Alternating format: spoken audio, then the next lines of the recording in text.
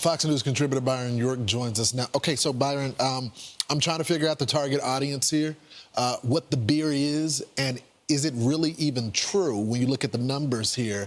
And it just shows you the comparison from 2020 to 2024 of the price of beer. It doesn't make any sense. Well, it's an attempt to appeal to those male voters between the ages of 18 and 44 that Democrats have lost in large numbers, contributing a lot to their defeat in 2024. But the ad says, Republicans have made the price of beer soar. And then it says, see for yourself, and it gives you a website address. So go to the website. It says the price of beer is up 9%. But if you look down at the bottom, there's itty-bitty print that says price increases since 2022. Now, if you remember, inflation spiked at 9.1% in June of 2022, and that was largely, or at least significantly, attributed to the massive spending bills passed by Democratic Congress and signed by President Biden. So this appears to be a way to, or an attempt to shift the blame for the Biden inflation onto Republicans and saying that they're ruining your Labor Day. Just a terrible ad. They should fire all of the consultants that were part of this. But this, Byron, goes, we just add this to the list of all the fails of them trying to be masculine. Let's watch. We appear so damn weak. And I can't take it anymore. And I think our brand has struggled. We're suffering from that. And so what I'm trying to express, it is a desire to push back, to punch these guys back in the mouth. Let's go! Clean, baby! That's clean, baby! I should be working right now. Instead, I'm pumping iron at the gym. You can always tell something about somebody's maintenance when how clean their air filter is. Just not quite right. How do you give it back? Governor, what kind of gun is it?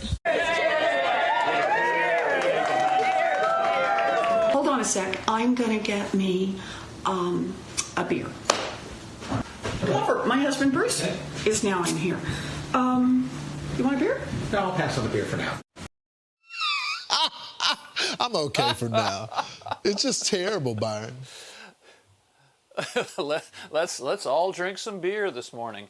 Look, they've been trying and trying, but the fact is, you know, young male voters, like young female voters, like all other voters, were voting on the issues of crime, on immigration and the border, on inflation, which was the biggest issue in 2024. I mean, they're voting for the reasons that everybody else voted at the same time, which is why you've seen this ad trying to shift the blame for inflation onto the Republican Party. And just look at those tiny letters that say price increases since 2022.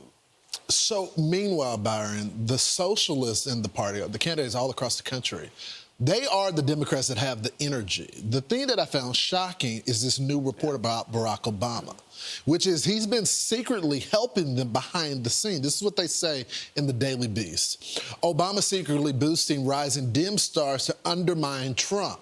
The former president has held private calls praising their communication skills and authenticity. Why is he doing this privately? Well, no surprise that a former president would be politically involved in his party. And sometimes publicly they're very valuable. You know, Bill Clinton, when he was in his peak post-presidential years, was very valuable for the Democratic Party. He's gotten a bit too old for that right now. But no surprise that Barack Obama is involved. He's been particularly involved in this whole redistricting fight, in part because Eric Holder, his wingman as Attorney General, has made that a cause for quite a while. So Obama has basically now come out and said the redistricting fight, I believe he said, is an existential threat to democracy. So the whole country is going to just end if the redistricting goes through. So he's taking a more public role, in part because there's no leader of the Democratic Party. There's no Democratic president. There's no Democratic Speaker of the House. There's no Democratic Senate leader. There's no Democratic leader of anything in Washington, which is why you're seeing so much energy on the fringes. So instead of ceding all the energy to Mamdani and AOC, I think Obama has come out and tried to claim Democratic Party leadership. So Mr. Hope and Change endorses socialism now. Quite a turn of events, Byron. Thank you so much for joining the program. Thank you, Lawrence. I'm Steve Doocy. I'm Brian Kilmeade. And I'm Ainsley Earhart. And click here to subscribe to the Fox News YouTube page to catch our hottest interviews and most compelling analysis.